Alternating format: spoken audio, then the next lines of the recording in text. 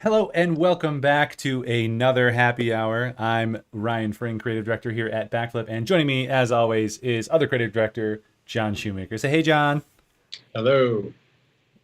Hey, John. No, that's I'm gonna write that joke and make You you read try. it. I'm gonna make you Try read to it. say it, but I don't. This is awesome. So today we've got Michael Graf, Emmy Award-Winning Writer Director. If you are a part of Madison Media Professionals or American Advertising Federation, you've likely been at an event that he's been on a panel for or heard from him. So we're so excited to get to just hang out and talk with him. I actually saw a panel about kind of like special effects in like film, specifically like NASA, like actually recreating realistic flights of those spacecrafts and things in certain movies. And Michael happened to be on that, which is really fun. So let's go ahead and do this. Welcome our guest, Michael. Hey, man, thanks for showing up. Hey, thank you. Thanks for having me. Yeah, this is awesome. So we were talking a little bit about before about technology. You were sharing you live out in the country, and your internet might not be so great. I think right now your picture is actually better than mine because I feel like because of my render delay, I'm like a second delayed on mine because technology, man, it's nuts. Well, the big secret is like if I'm all pixelated in little squares and everything, that's actually how I look like in real life. So, No, it's fantastic. Uh, I like I mentioned, you were on that panel before, and it's fun because you're a local in that you live in the area, but as the title up here says, you're an Emmy Award-winning writer director. So, for those who aren't familiar with you, can you just give us a little bit more about your background? sure, sure. I'm not originally from Madison. I moved here a number of years ago. I moved here from Los Angeles, and while I was out there, I actually was not writing or directing. I actually started off in post production. I was working for a post house, visual effects post house. This will kind of date me. This will explain all the gray hairs under my hat. But I we did all the special effects for Star Trek: The Next Generation and all the posts on Pee Wee's Playhouse, and I worked on uh, a show on HBO called Tales from the Crypt, which is kind of an anthology horror series, and I also worked on the first couple of seasons of Law and Order. And I so my background is kind of in episodic long form storytelling, but when I was out there, it's like I didn't go out there to work in post. I didn't want to be an editor. Mm-hmm. And when I had an opportunity, I actually followed I followed a girl here to Wisconsin, which everyone said, "Oh, don't do that," and they were right because that relationship didn't work. But I fell in love with Wisconsin and got an opportunity to work for a production company here in town called RW Video, and they gave me a great opportunity to kind of pivot out of post and to start producing and directing and writing, and which was a great opportunity for me. So I did that, and then went out on my own and started my own company for 4 years later, and started Spot Filmworks. And at the time, most of the work for Spot was all commercial, was all advertising, and I really didn't do a lot of writing because I didn't need to. I was, all the creative was coming from ad agencies, and but I kind of I kind of fell into screenwriting. It was something that Mm. I liked doing back in college. Never really did it seriously, and a number of years ago, I was like so much that happens to me. It was kind of serendipity.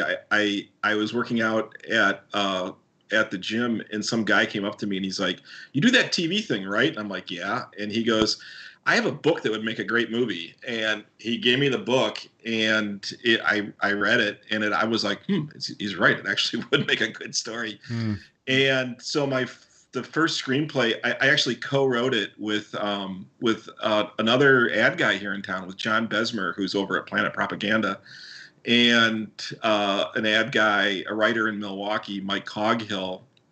And the three of us wrote this screenplay called Winter of Frozen Dreams.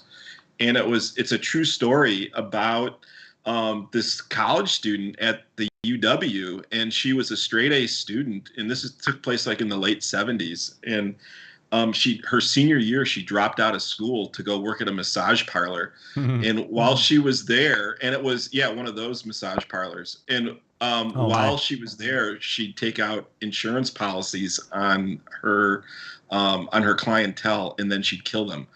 And the case was the very first televised courtroom case, murder trial in U.S. history.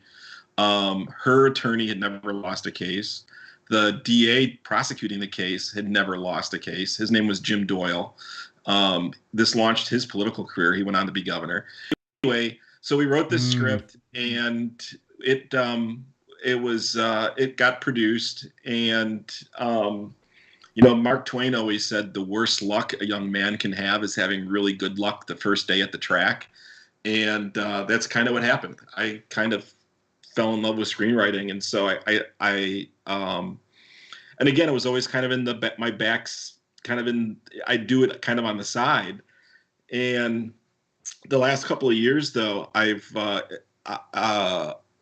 really decided that I'd like to pivot more back to my first love of longer format storytelling. So I've been trying to do that for the last couple of years. So I've got another screenplay that was optioned called The Last Indian War. It's a former executive at Disney Studios optioned this year. And that's a true story about a group of Native American Indian kids that were kidnapped by the U.S. military at the turn of the last century. And they were shipped off to a military school. And while they were there, they learned this new game called football. And they went on to win the national championship. So it's kind of a really, really cool. It kind of explains why so many football programs in college and high school are named after Native Americans. But it's a great story. And the national championship game they played, they went undefeated. They had a guy on their team named Jim Thorpe. Their coach was a guy named Pop Warner.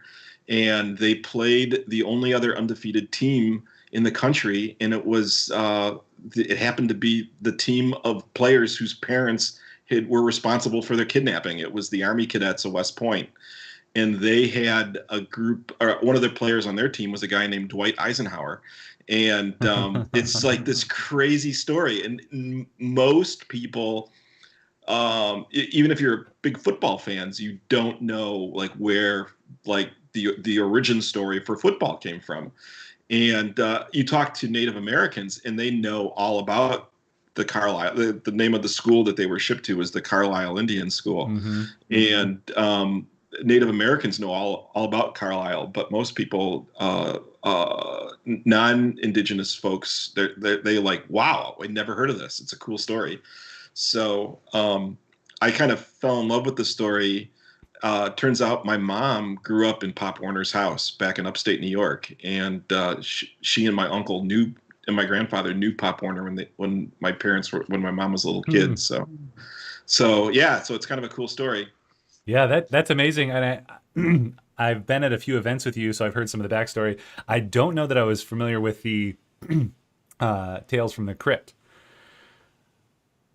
Right? Yeah. I was not familiar with that, and I loved that show as a kid. For two reasons. One, the stories were just so much fun, but then two, because it was like, I was being a bit of a rebel, staying up late and watching it, and you're not supposed to be watching it because it's super scary and creepy, and I remember that.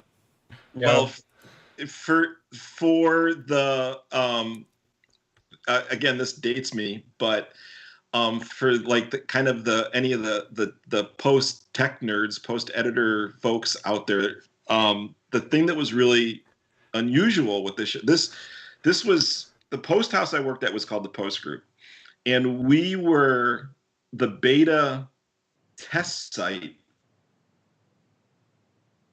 Yeah, it was kind of in that era before digital editing happened, and the editing system that we were using was actually Laserdisc based. So we would get all of the dailies for Tales from the Crypt and for Law and Order, and we'd have to physically make laser discs, an A and a B roll of all the footage, so they could play the laser discs simultaneously and be able to dissolve and cut from one to the other, back and forth. And it was a lot. Or what other shows did we do?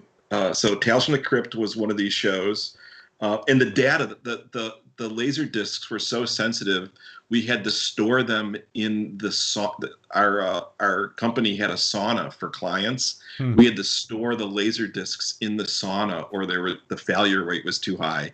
So it was like this crazy mix of like voodoo high tech kind of weirdness that was, and we were kind of stuck in a corner making laser discs for the shows so they'd be able to edit in a non-linear way. Oh my gosh, I can only imagine that too. And those who don't know what a laser disc is, are you talking like the big format laser disc, or did you guys have smaller ones? No, these were big, like LP size laser discs, and it was. And the interesting thing, what earthquake? There was an earthquake. I was working. We were doing.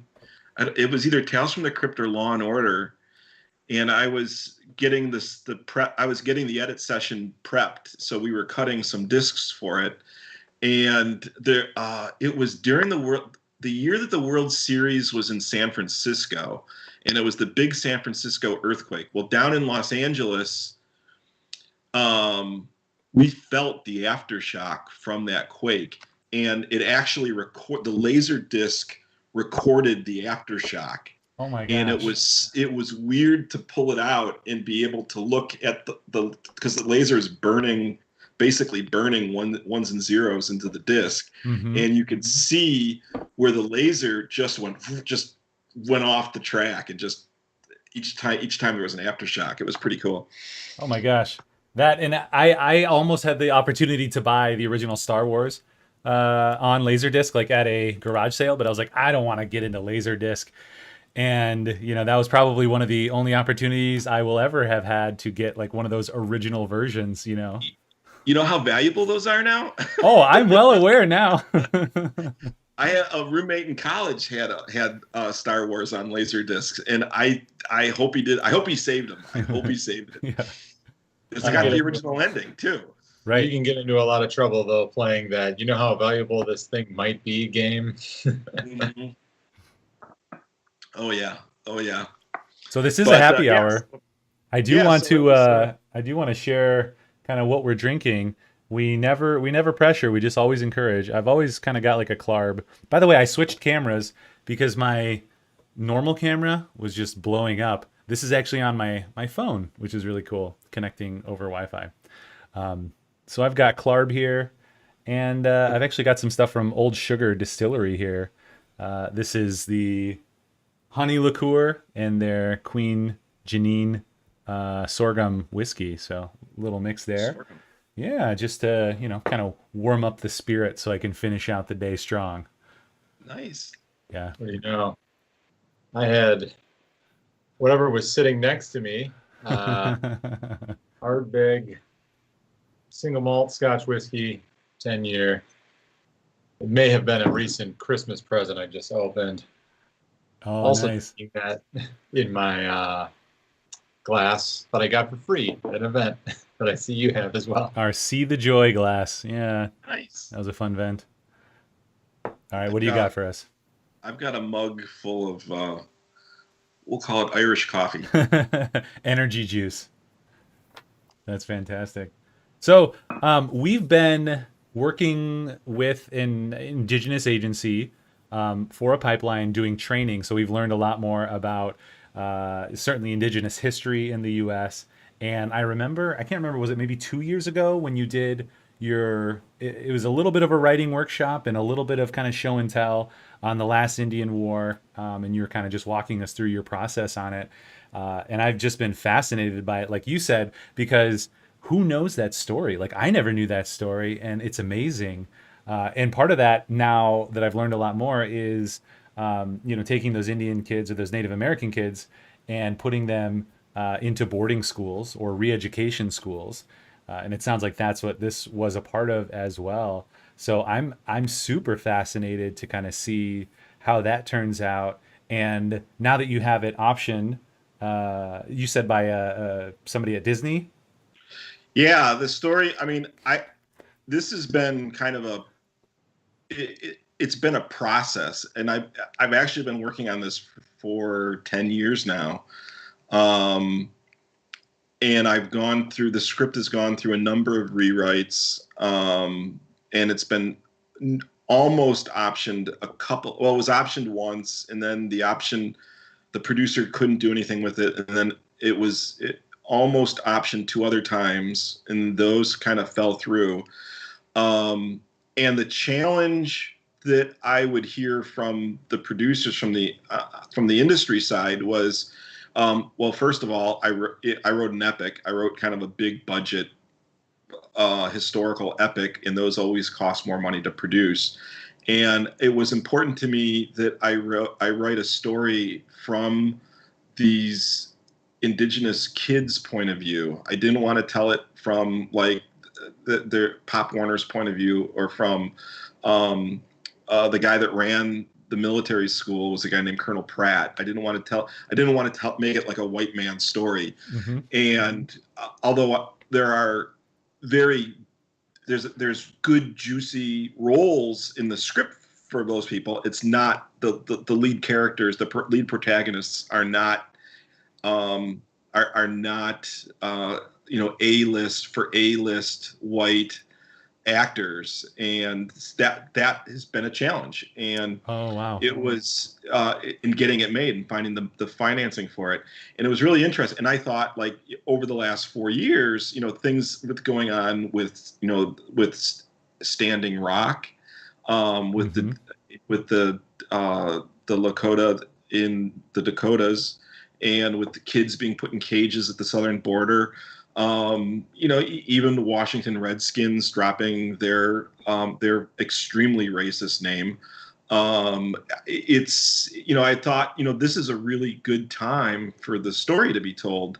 It's just finding the right group of people and the right mix of people. And the producer that I'm working with now, it was funny because the first conversation we had with him, I asked him, so what do you like about this?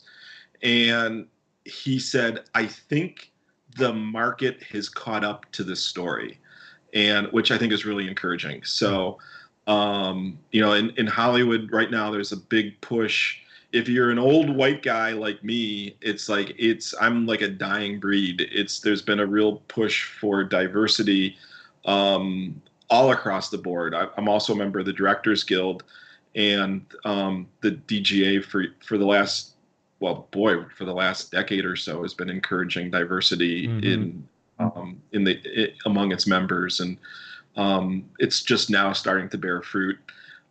So I think the story is ripe for telling. So it's like 10 years to get to the point where now the story's optioned, and then so the next step is the producers are going to put together a package to they've got a couple of financing sources that they're going to approach, and that they'll try to attach some talent, and we'll see what happens. So they option that. Can you describe, for those who don't know what optioning a script is, what that kind of looks like and what that means? Sure. So a screenplay it's intellectual property, and in the United States, intellectual property can be bought and sold and rented just like real estate, just like real property.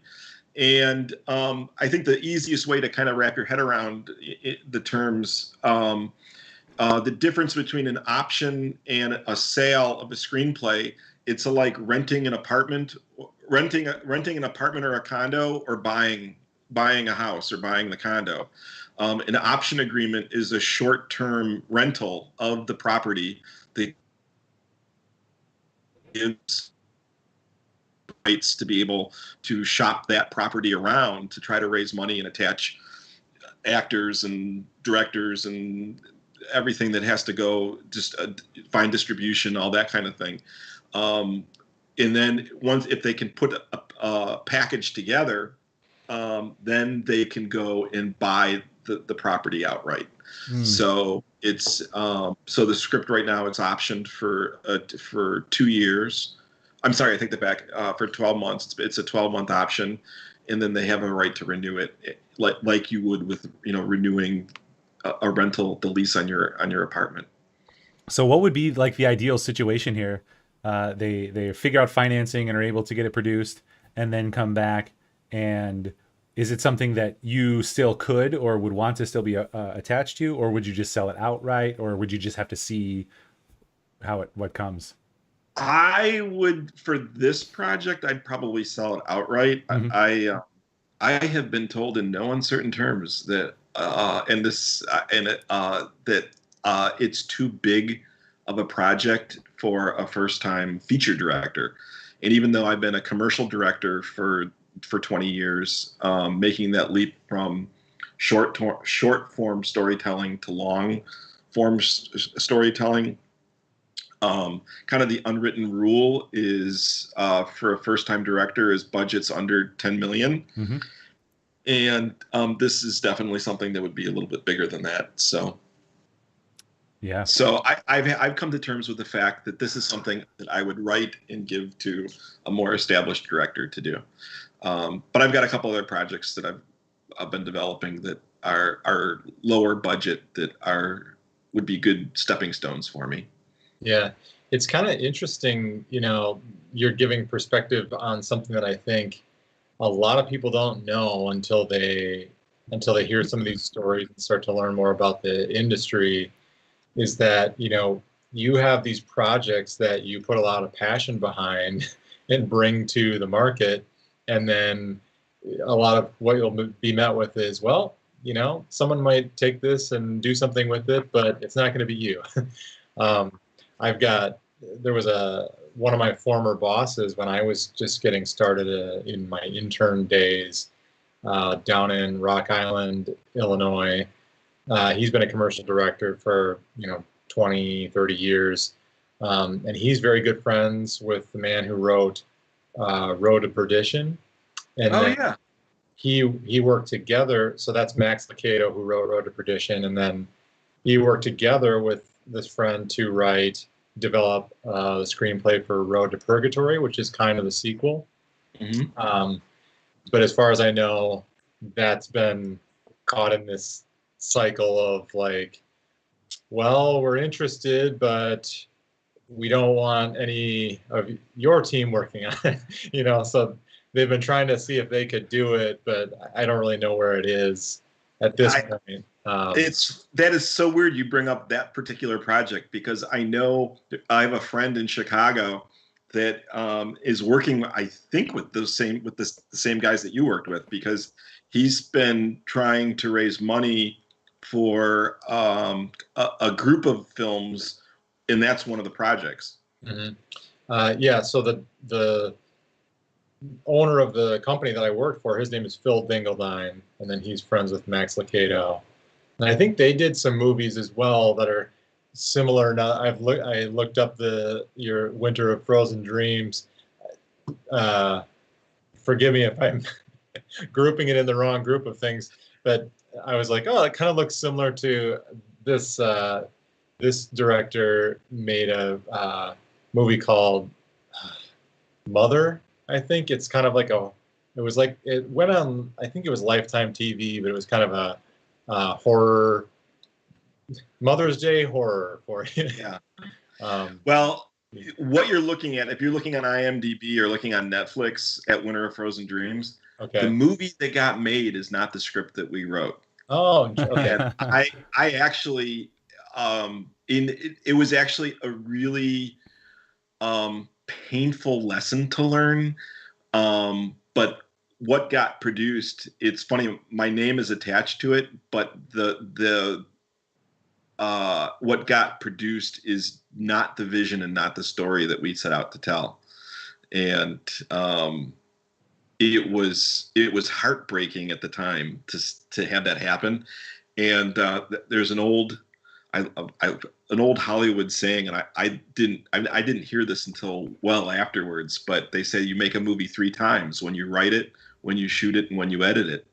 And that was a very good example of the second time it got made. It was very different than the first time around. Mhm. Yeah. So you had mentioned, technology earlier. This is just changing gears a little bit, but now obviously we're so remote with a lot of things. Production is kind of up and running now, back in Hollywood and around the world, but it's different. And certainly for us, we're back up and running, but it's different. What has that been like for you? And like you said, not having the greatest internet or connection at home, how has that transition been? Um, it's been good and bad. I've directed a couple of commercial projects. Did a commercial project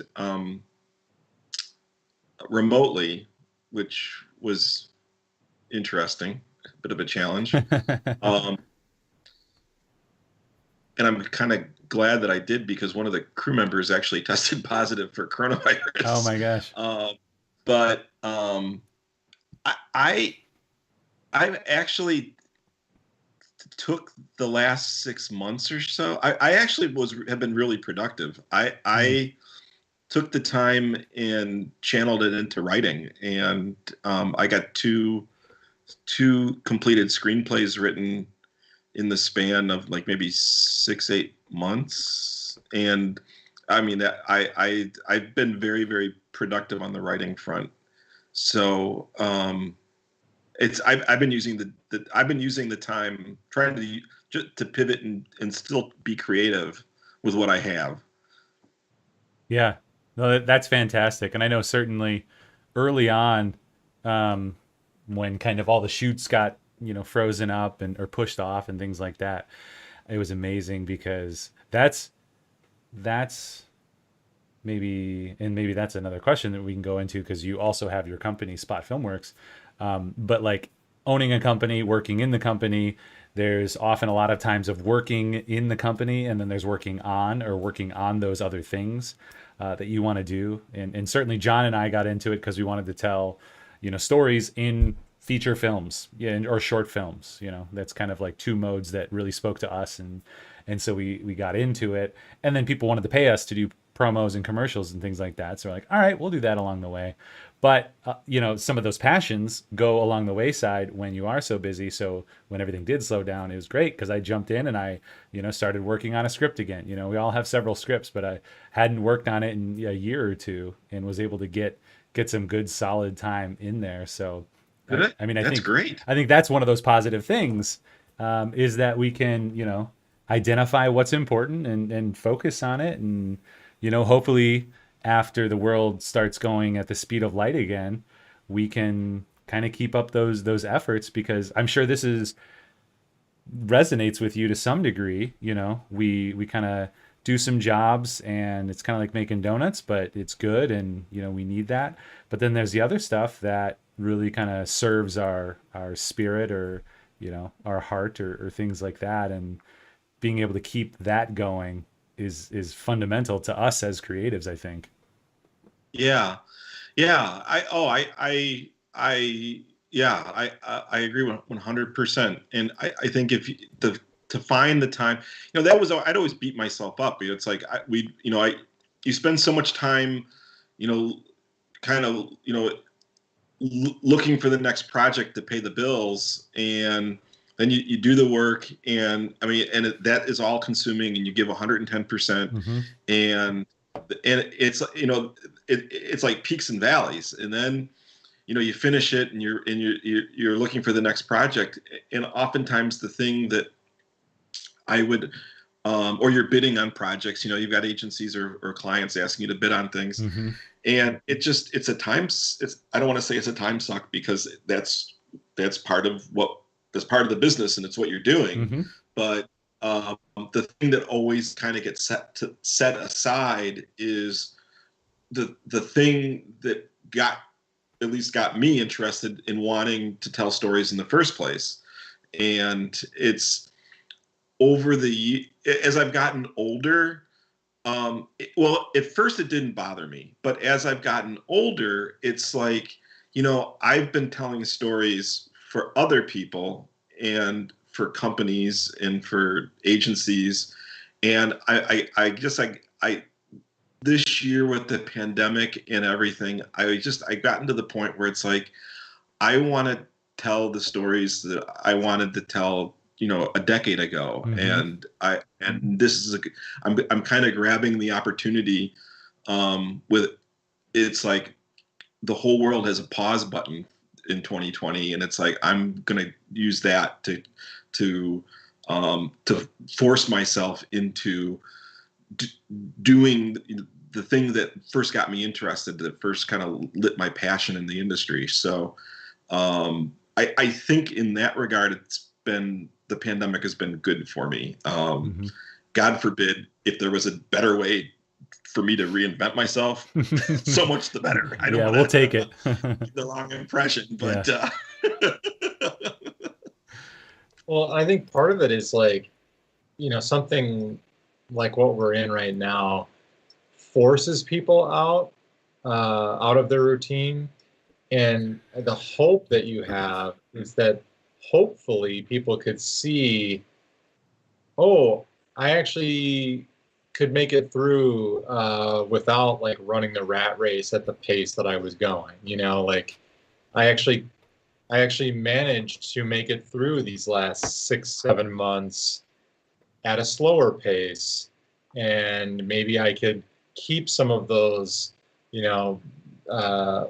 free time, or I could keep some of those blocks of time to work on projects at home, or creative projects, or family time, or whatever it is that you've been doing, and not fall prey to the like, if I don't keep up this pace and ignore everything that I care about, I won't make it. Like. Mm-hmm. I like Yeah. too what you were saying, Michael, about you'd been telling stories for other people, and sometimes really important stories, and in many cases telling them in really cool, interesting ways that certainly filled the creative tank, I would assume. But the importance of being able to tell your own stories, and it might not be your personal life experience, but like the last Indian War, but something that spoke to you.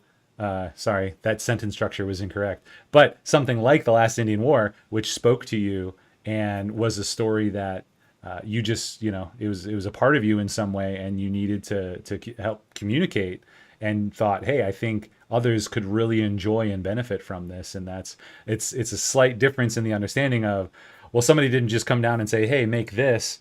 This is my thing, and you have to make it your own. It's something that you developed, that came out of you, even though it might not be your own historical story, or your own Sure. personal struggle. Sure.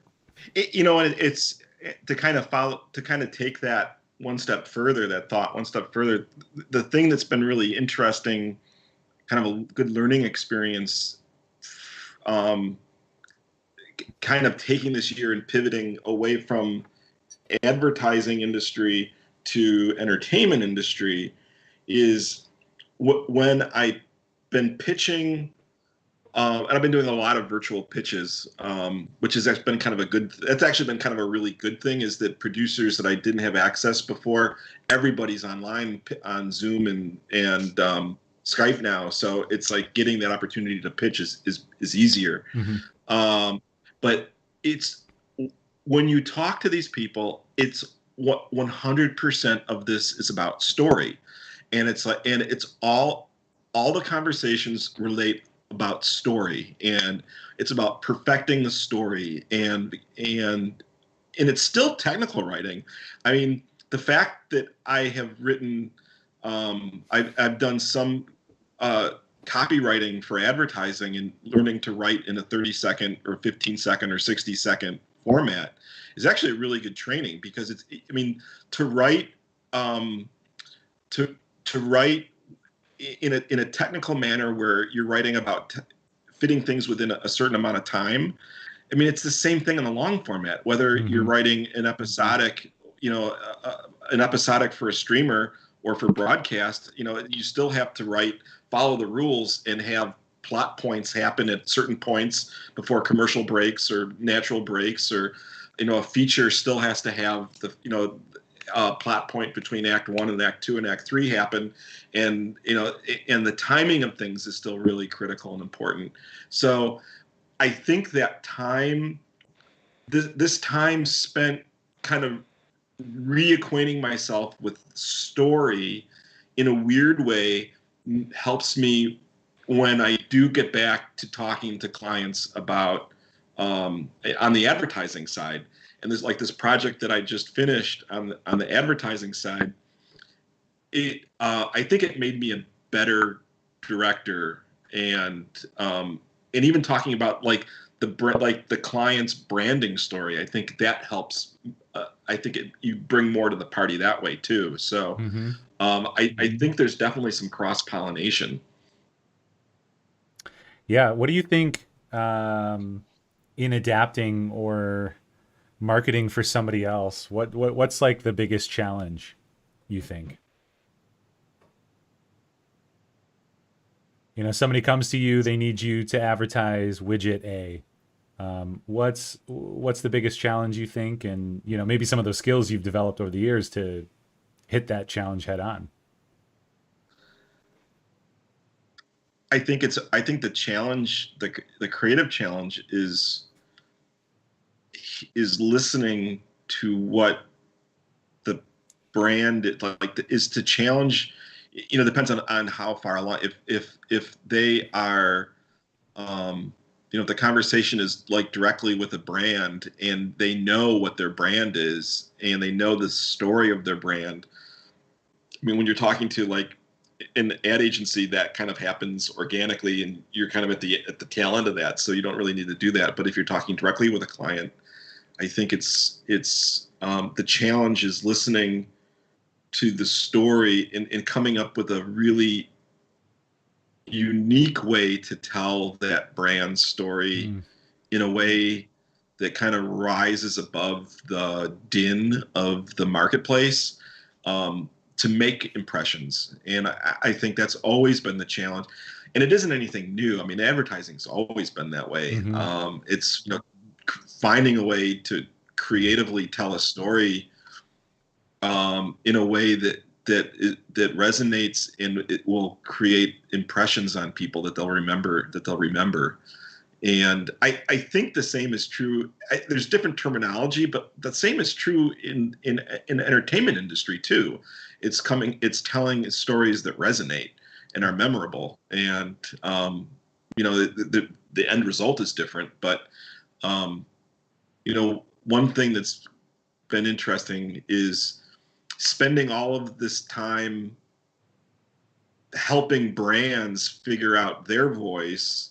One of the hard things to do as a screenwriter is being told, especially kind of a beginner screenwriter, is having producers ask what my brand is as a writer, and having to like take, basically the conversation that I've had with clients, or that I'm sure you guys have with your clients, and then kind of putting a mirror up to it and kind of turning it onto your own writing. And it's like, because producers and managers and talent agents, everybody wants, they will pigeonhole you as a writer, as a content creator, the same way that, everybody gets pigeonholed. Oh, he's an editor, he's a director, he's, on the kind of work that you do.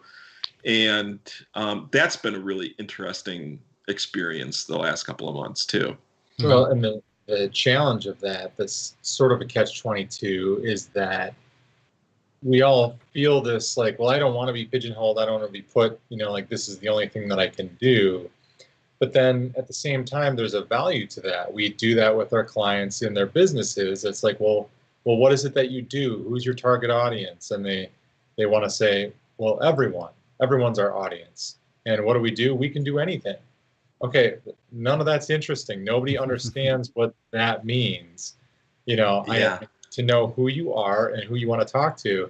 And so then, yeah, as a writer or as a creative, you might want to be like, well, I can do anything. I could be dramatic, I could be funny, I could be action, like, no, that's not a brand. That's not a decision. Right. Exactly. Yeah. So And the thing is, like, when you start, like, if you start being honest with yourself, and it's the same thing, like, when you're asking a client to be honest about their brand and really start thinking about it, you start realizing, well, maybe this widget isn't for everybody. Maybe this widget does, there are certain categories that are stronger. And it's like, when like looking at my writing, I have experimented with trying a lot of different stories the last 2 years, from comedy to action thriller. And part of it is like trying to find what my voice is for my brand. And I think I'm getting a good sense of it finally.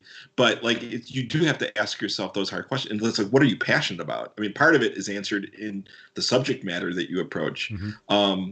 John, you said that you've been working on a script. I'm curious, would you mind sharing what the story is? Ooh, the interviewer becomes the interviewee. That's actually Ryan who said he was working on a script. I have one Ryan. that has been kicking around in the background forever, but Ryan's the one who. Yeah, so the one that I was mentioning before that I started working on again, it's funny, like being in marketing, I get these ideas because they're also marketing based as well. But it's based on a book, a fantasy novel, and it's basically just a little scene of these two running through the forest. It looks like they're, lovebirds, just out for a frolic, but it turns out they're running away from something. And then the night turns sour. And in the book, there's these creatures that come out at night, and there's an old guy who saves them, and it plays into the whole story. So it's like a little short based on this series of books. And my thought there is a couple things. Like, one, I would love to make movies like this in the future. So let's try to take a small story and tell a small story. But it's probably a very simple story, and I wrote it 4 years ago and have been refining it, and it's kind of to the point now where you just gotta, I guess, get off the pot. Like, hey, this is probably as good as it can be. Having people and friends review it, writing friends, and just produce it. So that's what I've been working on. I'm curious, like, if you started it 4 years ago, Mm-hmm. like, your creative choices, did you, as you were rewriting and revisiting it, are there things that you changed to the story? Has the story evolved? Because you're a very different person than you were 4 years ago. Right. And I think that's one of the problems too, is, every couple of months or every year when I come back to it, there's kind of I don't know, the style of the time that's really just kind of in my head. And again, that's more marketing related. Like, what am I seeing out there that I think is effective that's new this year?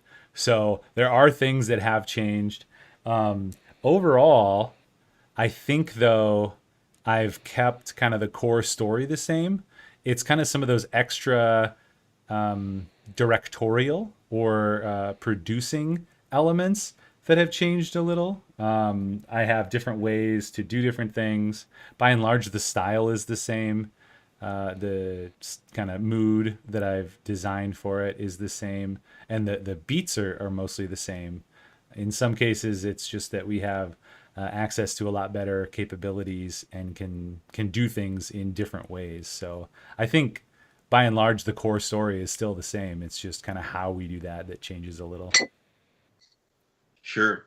Well, I think that's really important because, like, if you can go back and revisit something, I mean, to me, that's always like a really good way to test the story or test what you're trying to tell or what you're doing, is to kind of set it aside for a while, then come back and revisit it. And if you still get excited about it after, months or years, and it's like, oh, I can improve this or I can improve that, but the core stays the same.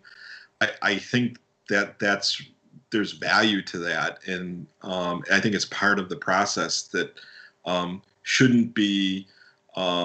Sometimes people are like, "Oh, I kind of put this away in the shelf," and they think that it's something that they did wrong or anything. And it's like, no, I think that's something that should be. It's part of the process that in the evolution of some of the story that helps make it better. And I think it's good that you're doing that. And I always try to look at things very critically. When I finish a first draft, I'm like so proud that I finished it, and I feel good about it. But inevitably, I'll go and I'll put it away and then revisit it. I'll let time in between, and I'll go back and reread it and go, "What the hell was I thinking? That sucks." Yeah.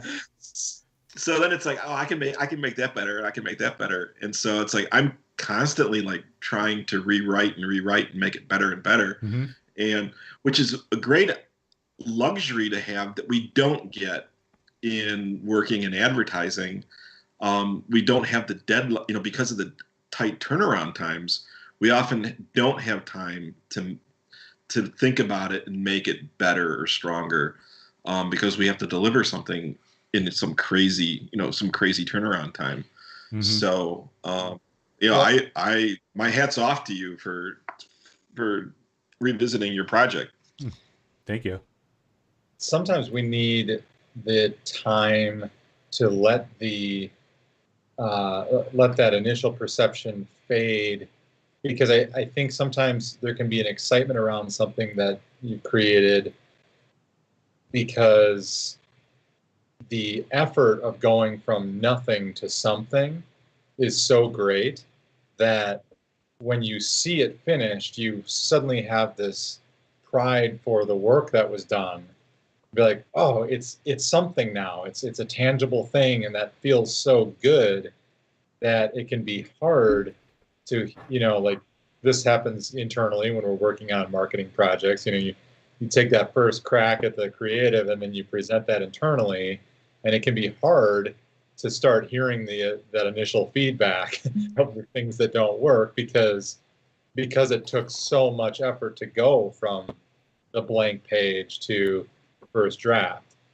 But with our own scripts, our own projects, if you're going to be your own critic on it, letting enough time pass to sort of like let that initial excitement fade and then come back, when it's no longer that like, oh great, I got something done, I'm so happy. Yeah, right. And Yeah. Michael, you were mentioning, has it been like 10 years you've been working on The Last Indian War?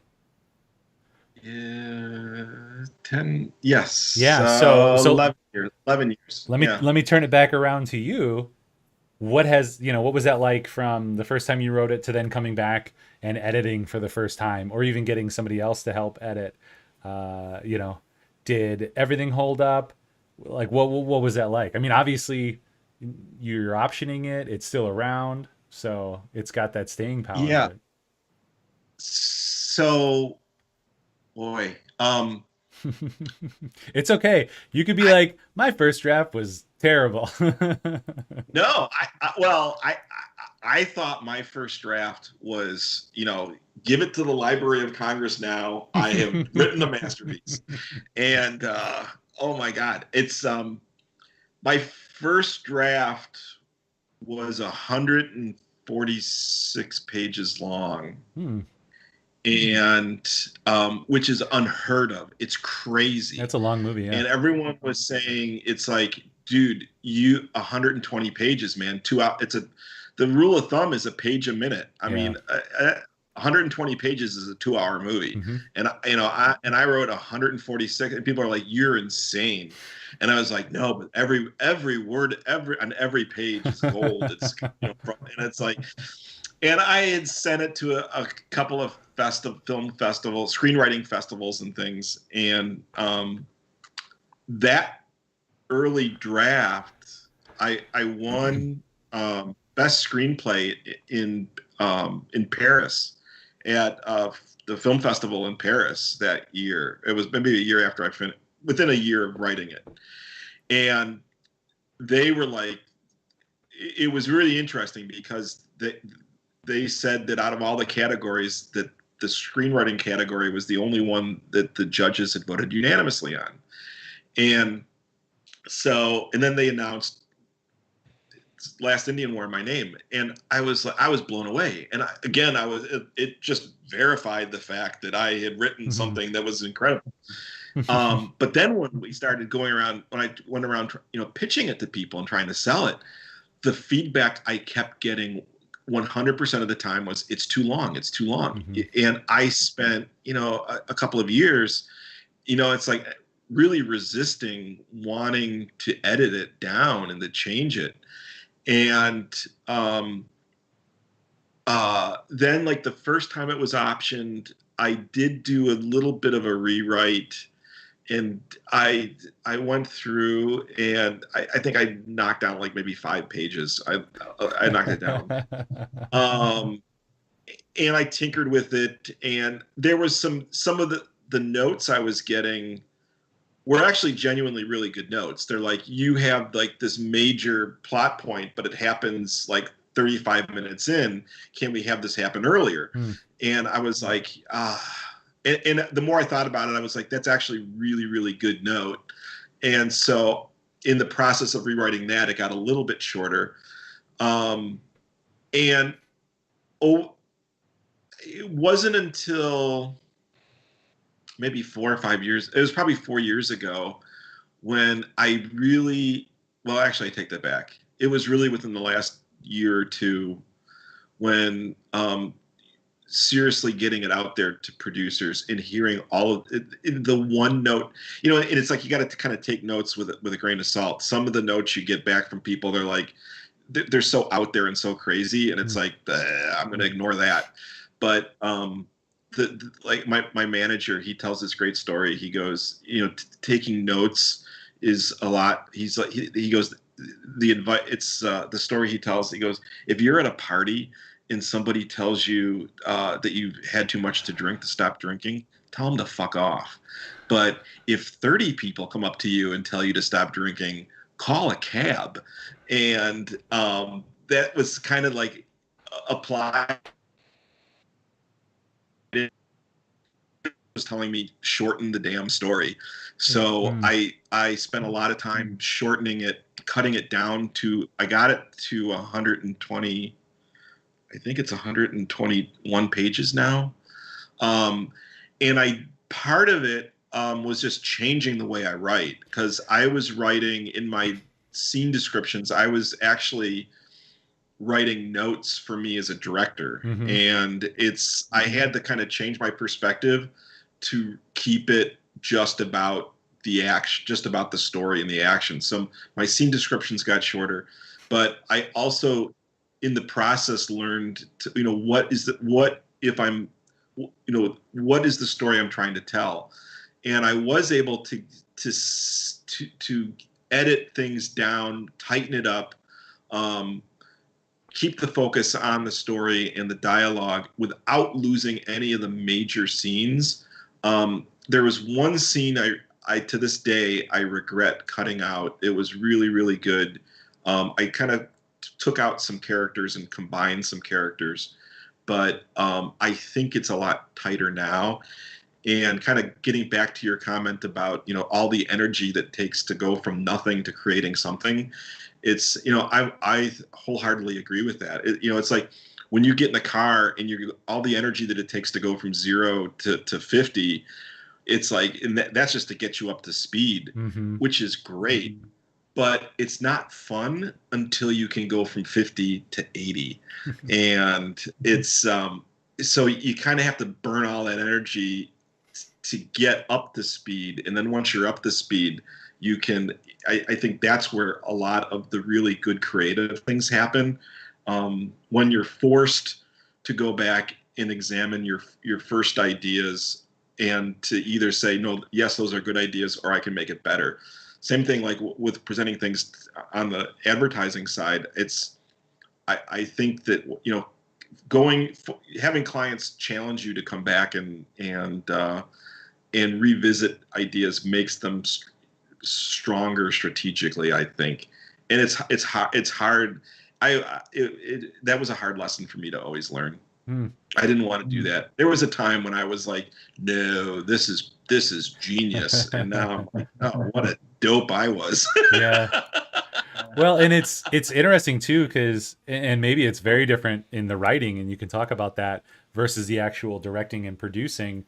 That's the second and the third of the three times you make a film. And certainly I feel like I've gotten to a place emotionally where, I can earnestly pitch my idea, which I think is going to be the best, but having a discussion where a few times, we're told no, no, no, I can get over that because, part of it is me acknowledging, like, it's not about me per se. They came to us because they want us to tell their story, but it's not about me and this one idea, and part of just being a filmmaker, and this is less on the writing side and more on the filmmaking side, is adapting to any of the circumstances that come up. Like, you may have the best laid plans, but come that day, something is late, like a key element is late. And so you have to either adjust the schedule or figure out how to adjust the script. And at the same time, you're dealing with the agency or the client saying, well, why is this? So, you're managing all these things, and it's so super fluid. And that's part of that. It gets made on, a second time. And then on the third, when you're editing it, you have not complete control, but you have major control over kind of the guiding principle of it. So with you wearing those kind of two different hats, being a writer that, you're potentially handing off a project and somebody's just going to run away with it. You obviously have experience with that first film, but how has that been for you? Just thinking, okay, I think I have this really great story and this best idea, and it's going to get taken away and done by somebody else, and it's probably going to transform a little bit. Yeah, it will transform, and that's the important lesson to learn. Is it will? I mean, boy, even like on the directing side, there's been things that that when you're on set and you're shooting, that at the there's things I'm really proud of, and you get into the editing suite and it's like, oh great, now you have a 33-second commercial. And it's like, oh, we got to cut some, we've got to, the things that tend to get cut in, for me, are some of the emotional connections that connect characters together. For the sole reason is it doesn't fit within the format. And I mean, how many times does your first edit come in at 35, 40 seconds, or when it's got to be 30?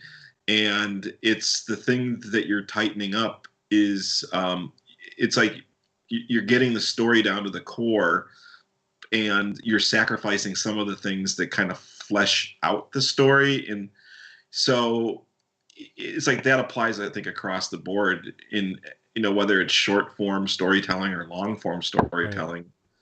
I don't think I answered your question. I think I went off on a crazy tangent.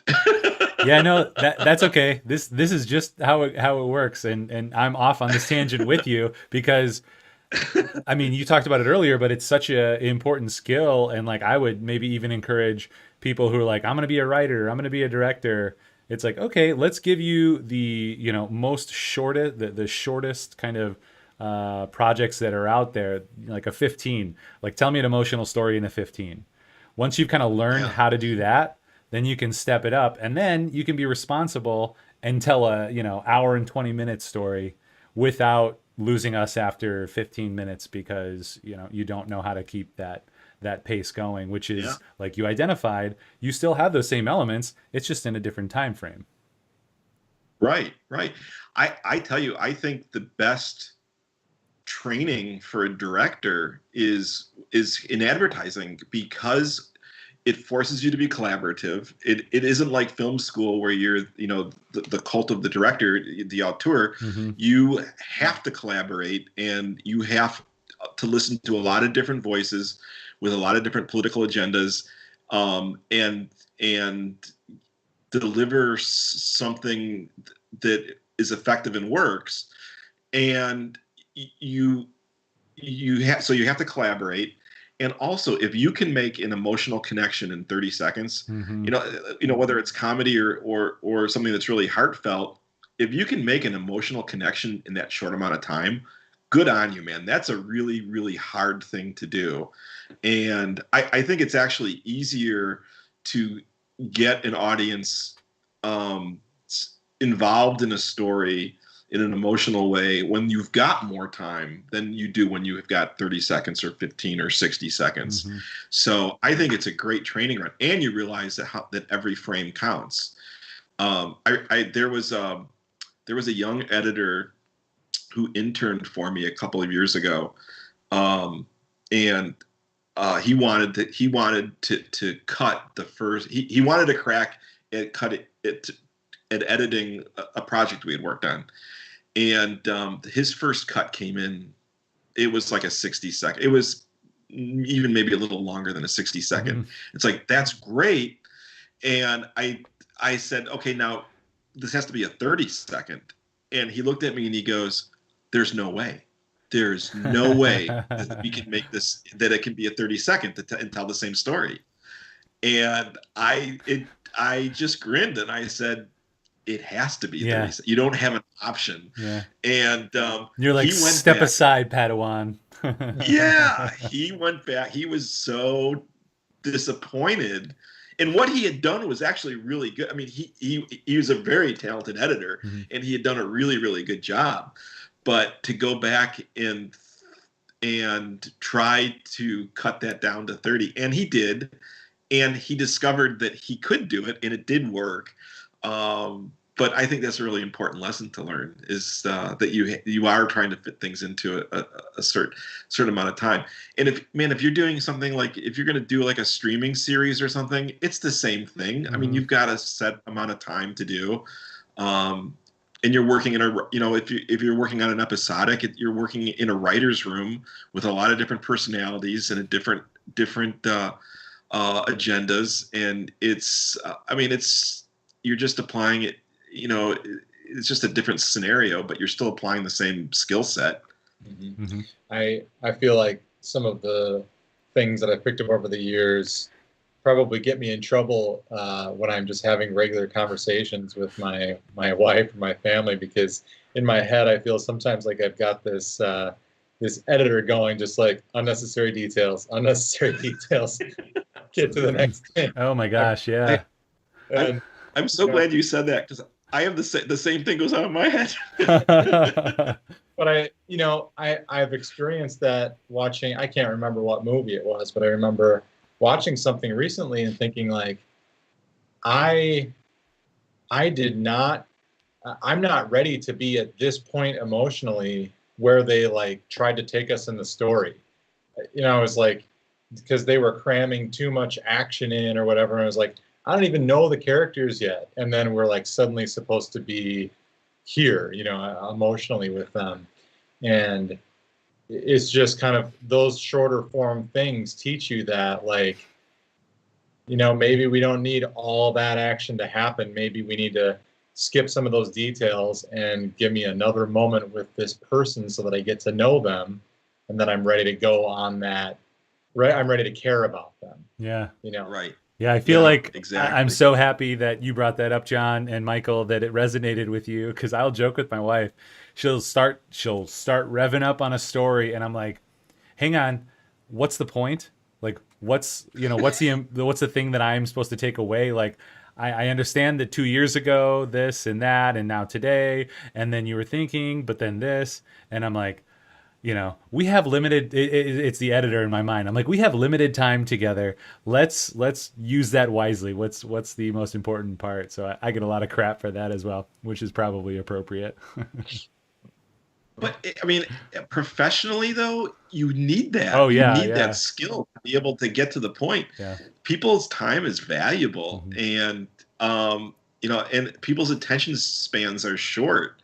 So you need to be able to really pitch the creative in a real succinct way and get to the point of the matter, Mhm. and get them hooked. And it's a hard skill to learn, and when you see it not done well, it kind of reinforces the fact that it's like, oh yeah. The importance of it, yeah. Yeah. So we are kind of wrapping up here. I do want to kind of respect your time as we kind of slow down a little bit. We asked this last week. Somebody had the question, so I wanted to ask you as well. What's like one of the greatest challenges like you're currently facing, and how are you addressing it? And this could be, in anything. It could be very specifically production. It could be, life work balance.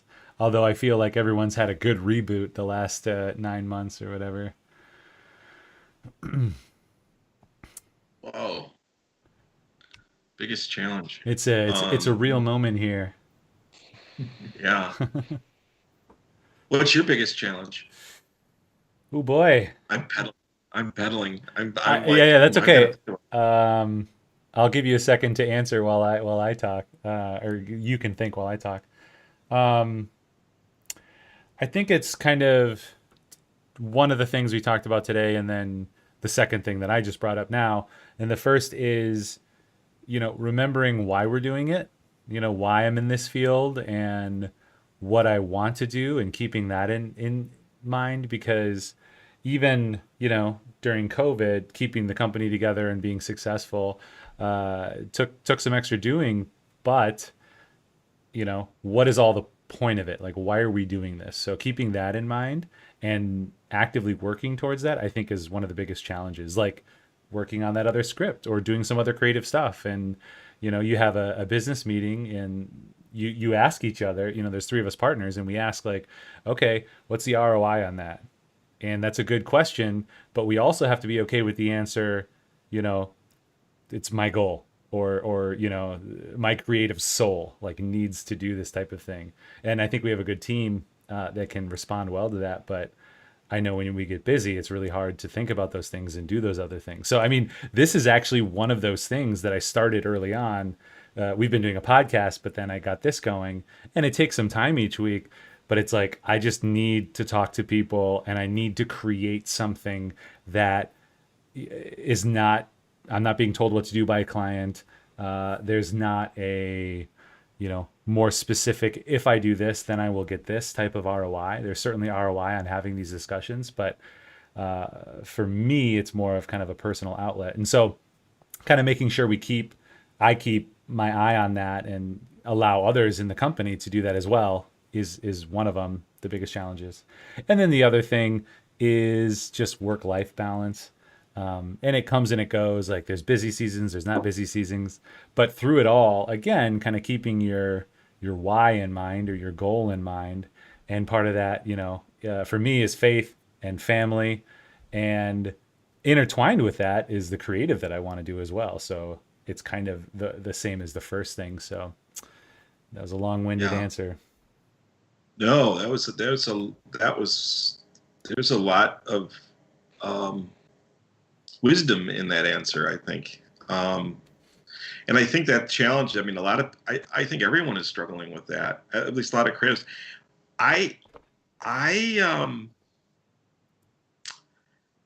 This year has been really challenging. I've seen a lot of people, a lot of creative people I know struggle. A lot of creative people that I've worked with over the years and ad agencies that have gotten laid off, that have lost their jobs, that are burned out, that struggle with, especially as you get older, you do burn out, and trying to maintain the the the passion that keeps creativity, those fires burning. Mm-hmm. And I think that a challenge is trying to find the balance. So you talk about ROI, it's trying to find that balance where you've got, the return on the investment that's financial. So, but it's finding the balance where it allows you to get that return on your investment that is creative capital. And I think always the hardest thing for me has been finding a balance for that. Mm-hmm. I've told people, I kind of get on a soapbox. There was a great book I read called The Gift, and it was kind of like an epiphany for me. And it talked about the fact that we live in, there are two different economies at play in society. There's the market-driven economy, which in the United States drives almost everything. But there's also something called the gift economy, and the gift economy is an economy where something doesn't take on value unless it's given away. And for example, education, healthcare, the creative arts. These all are things that function best in the gift economy.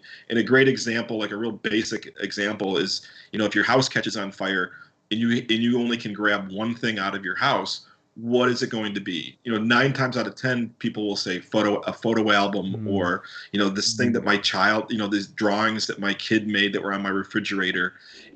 And it's like, in the market-driven economy, that model, those things don't have any value. I mean, some pieces of paper with crayon drawn on them, but the fact that they were a gift to you gives them an added value to that makes it really precious and unique and invaluable. And I think when we work with creatives, I've always told people, like interns and things for years, and people like freelancers that are starting out, take a project. You take a project for 2 reasons. You either do it for the money or you do it for your reel. Mm-hmm. And if you're really lucky, you can do it for both. And you get something that is creative and reel worthy that highlights your work, and also get paid for it. And I think kind of building on that, the hardest thing for me between doing the work that pays the bills and has that investment, but also finding that I can build the creative capital. And the past year, it's been really hard. Everyone's separated. You can't, because it's collaborative. We work in a collaborative business. That's been the thing that I think I missed the most, and that I really would appreciate the most once this is all over. But I think it's finding that balance. Mm-hmm. And you still haven't answered my question. What's your biggest challenge? But I will just follow up with that real quick. I think we do end up with fantastic clients because we put such weird content out there that people see that and they come to us and like, hey, we want you to do something like that, which is great. And so like I have an animation project where at the end, the VO is like, what you don't know about the Smiths is actually they're lizard people.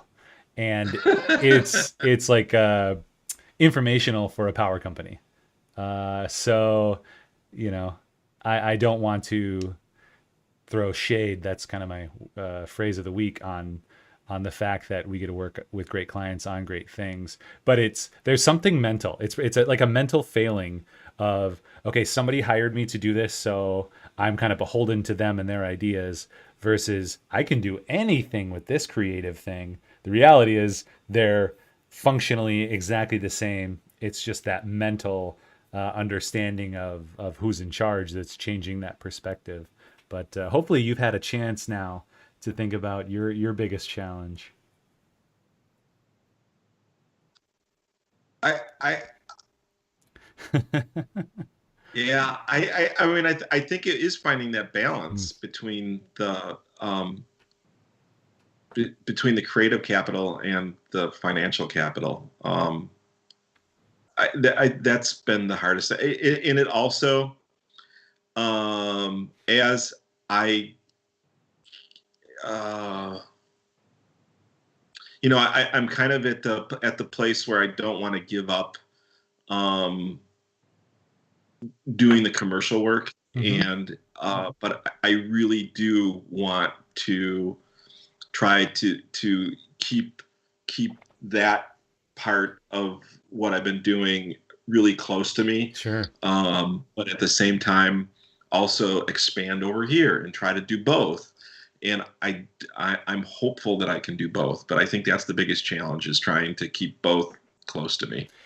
Well, and maybe in like a year or two, you can teach a master class on that, because I think that's like the big challenge. That's what we all desire. I like to say that I'm a filmmaker with a agency habit. I like to keep it in that order, even though my marketing and agency work is way more than my any type of filmmaking work. But that just in my head keeps that straight. Like, no, this is who I am. And I have this habit of helping other people market their products. Yeah. I'm curious. Do you think of yourself, when you introduce yourself to someone else? Do you introduce yourself as a filmmaker, or do you introduce yourself as a storyteller, or as an advertiser? How do you introduce yourself? Yeah, I've been talking a lot. John, why don't you answer that question first? I try not to. Yeah, I don't know. I mean, back to an earlier point, we were saying, it's funny because, when you turn those questions around on yourself, I would be a bad client for myself, because I try not to answer that question. I try not to put the label on it. We've bounced around a lot in our company, moving around in the roles. Like, I was the lead editor for a while until we were finally able to hire an editor, and now I like barely edit at all.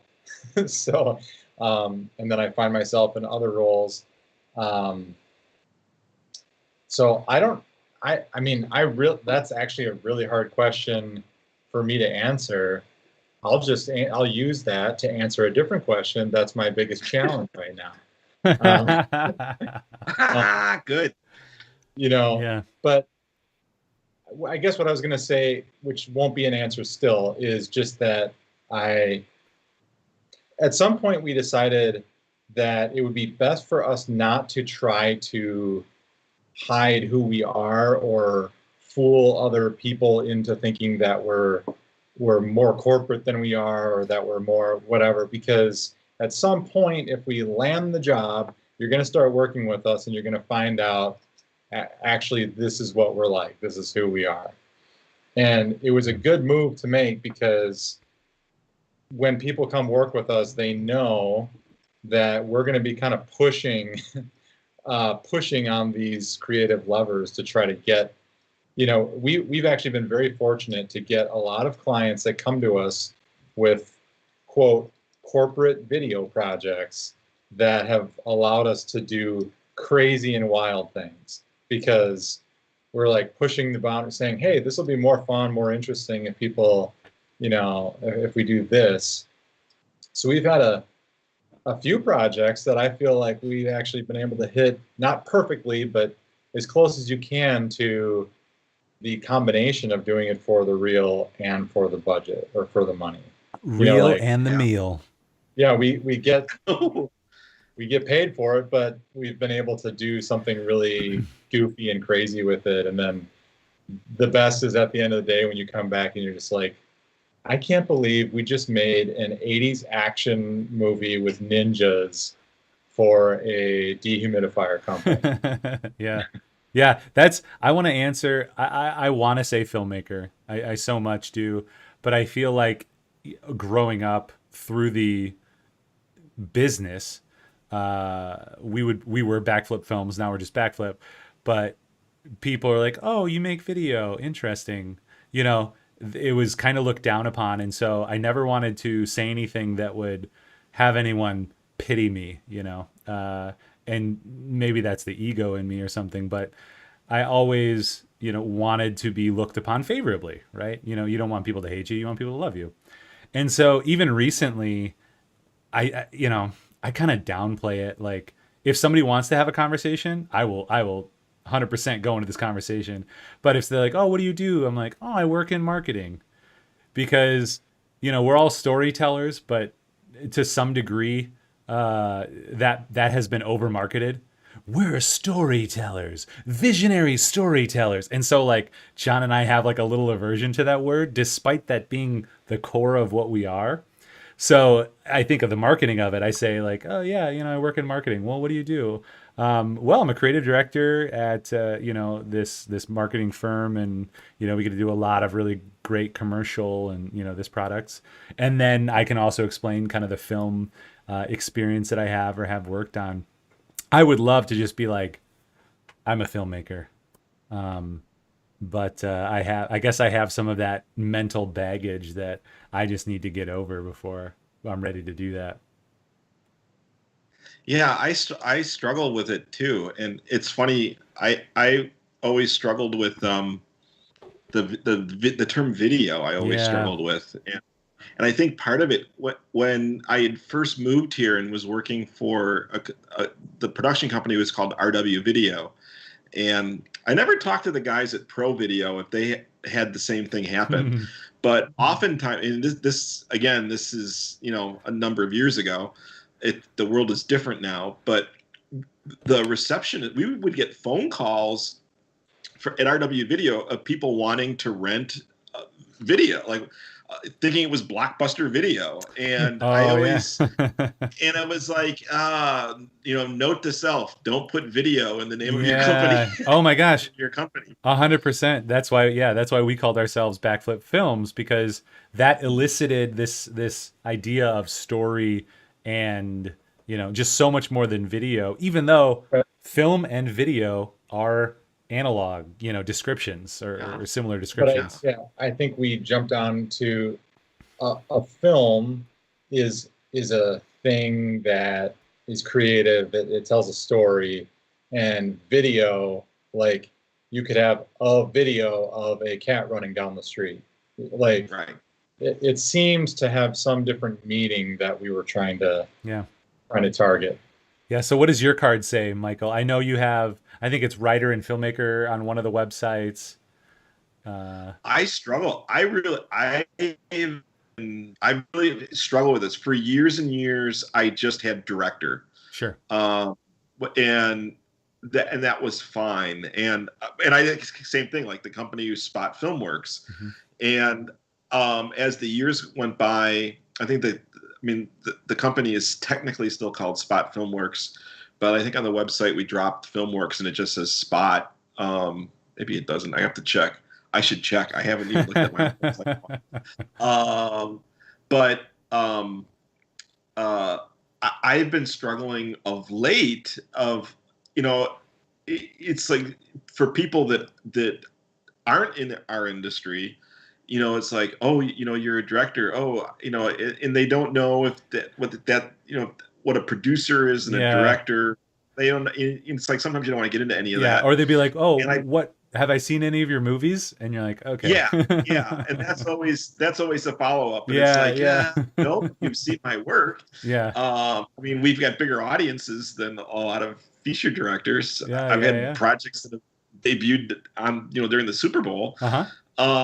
but so I struggle with that, and I don't know. The card that I have right now, I think I put content creator, which I hate. I hate that term, and think it says director, writer, content director, or content creator, and I struggle. A filmmaker, I think I'm with you, man. That seems like the most poetic and passionate thing to put up there. Yeah. And I've kind of resisted doing it, and I don't know why. So that's why I was really curious to see what you guys kind of your take on it is. Yeah. Well, the other term we've gone with a lot lately that feels pretty good is creative director, because we're not, a lot of the work that we're doing is not always in film. And I think that's the hesitation, is like saying, hi, I'm a filmmaker and I'm going to do your website, so, but throwing in creative director is like, we're behind the creative process on all these different projects. Obviously, that's a term that gets used over in agencies that are more traditional type agencies, but it feels like it still works in the film side for me. So Well, that's funny Yeah. too, because I run our web department over here because I have experience at other companies doing exactly this type of work. However, now that the question has been posed, I would never introduce myself as like I'm the webmaster or the director of web services or anything like that, because it's part of that identity. Like, and I actually love doing web stuff. Like, it's kind of like a hobby as well. So like filmmaking and technology are like my hobbies. And But it's one component. yeah, It's not the sum of what you do. right. And people, understand certain things and like, hey, I'm a filmmaker. Oh, what movies have you made? Okay, well, that's not super communicative to most people what that is. So what is something? Yeah. So I think both of mine and John's, and that's how I introduced myself on this podcast or whatever, is creative director, because people understand that a little bit better in marketing. But I don't know. Yeah, we got to figure this out. Yeah. That's it. Well, maybe, and I think at heart I'm a Luddite, so I think maybe that's why it's like the whole writing thing appeals to me, Mhm. because a writer is a writer, and it's like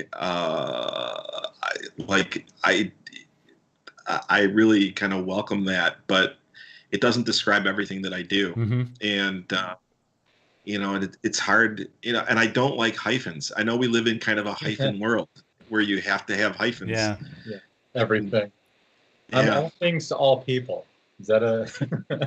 but you can't be. I know. Yeah, it doesn't work in the brand exercise. Yeah. Yeah. Sometimes I think, well, what kind of title would I give myself that would outlive a meltdown of society? Carpenter.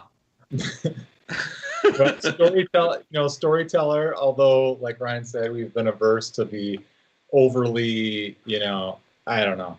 Yeah. We just got Yeah. Yeah. shouldered. It's like in these unprecedented times, like after 1 week of commercials like that, I was like, oh gosh, and we never did it. We got to make a spoof of this because everyone's tired of hearing unprecedented, new normal, now more than ever, Yeah. Yeah. So Every 10 years, every generation has unprecedented challenges that have to be met. Yeah. Yeah. But that would be, maybe more, one of the more accurate titles. Because again, I've had these mental exercises as you're watching cities burn and pandemics rage. Be like, okay, so what am I going to do post society?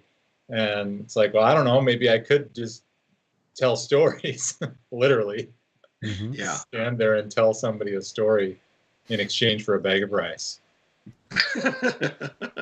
Well, and again, there's value to that, and that gets back to that part of that gift economy. And there's an old Hopi Indian proverb that says, "Those who tell the stories rule the world." And I always thought that was kind of a cool thing. But yeah, we're storytellers, but it's that can be a little pretentious Yeah. too, because there's so many bad storytellers. That's the Yeah. thing. Yeah. It's like there's so many bad storytellers and bad stories. So it's like, I actually you really can't say I'm love a good story. I really love storytellers. I just, it's like the over marketing of it. Like I wouldn't feel bad telling someone I'm a storyteller except for the over, the way it's just overused, because then that's an easy conversation. Like, oh, what do you do? Well, here's the whole universe of things, like small promos, marketing materials, websites, commercials, short films, feature films, documentary films, and what's at the core of that? Like, so our shtick is let's make awesome. And the idea is like, it doesn't matter if it's this long, that size, here's our constraints. Like if it's a construction fan, we want it to be awesome. We want it to move people and transform hearts and minds regardless of the format. And so I do like storytellers, but I don't know that I could like you said, it can be a little pretentious too. Maybe we go could with go that far. rulers of the world. Yes. The old Hopi proverb is, I like we're that. rulers of the world. Yeah. That's awesome. All right. Well, this has been so awesome, Michael. Thank you so much for coming on. I would love to have you back, and maybe we'll do it later in the day, and we could actually be in person at some point. Like that's my hope too, is we can hang out and do this in person, because the one thing that I dislike about online stuff is just always waiting for somebody to finish, because I'm like a puppy, like ready, like, oh yeah, that's so amazing, let me add some more thoughts, and then what are you thinking? Like it's so fast and interactive in my mind, but you're always kind of waiting, like, wait, are they going to talk, are they not going to talk? So I can't wait to be in person, and we'll definitely have you in as soon as we can for that. I would love. This was a blast, and thank you for inviting me. And I would love to do it again. And in person is great. I'll even bring a bottle of JMO. Oh my gosh, that sounds We'll have amazing. at it. I think that's the requirement. Anybody who's going to come into the studio, has to bring the libations. I love that. So, is there anything you would like to plug or share? Because I want this to be an advertisement for you, a moment to share all your things. Oh boy. I want to share. I hope everyone has a very safe and joyous and wonderful holiday, in whatever form it takes. And and it's like, be creative, man. Fight the good fight. Be passionate. Find your passion, and don't let anyone tell you no. Don't do it. I love that. I'm gonna keep telling myself that over the next couple of weeks while I'm not sitting at my work desk. Thank you so much for that. Let's see. Yeah, we're out next week. We're not here, so you can't watch us. I should probably write this stuff down, to take us out of these things. But we'll be back the following week. Don't know who the guest is. Emily will tell me when we have that next guest ready. We'll advertise that. It's going to be fun. Yes, like Michael said, please do have a safe, joyous Christmas, Hanukkah, all your holidays. We wish you Merry Christmas and Happy Holidays. Thank you, Michael. This was so much fun. And John, anything else to lead us out here? Nope, that's it. That's the end. Someday we have to do a show of us being very awkward. I think that'd be really fun. Sign off. No, that's fantastic. Thanks so much for tuning in. We'll see you next time. Bye. Bye.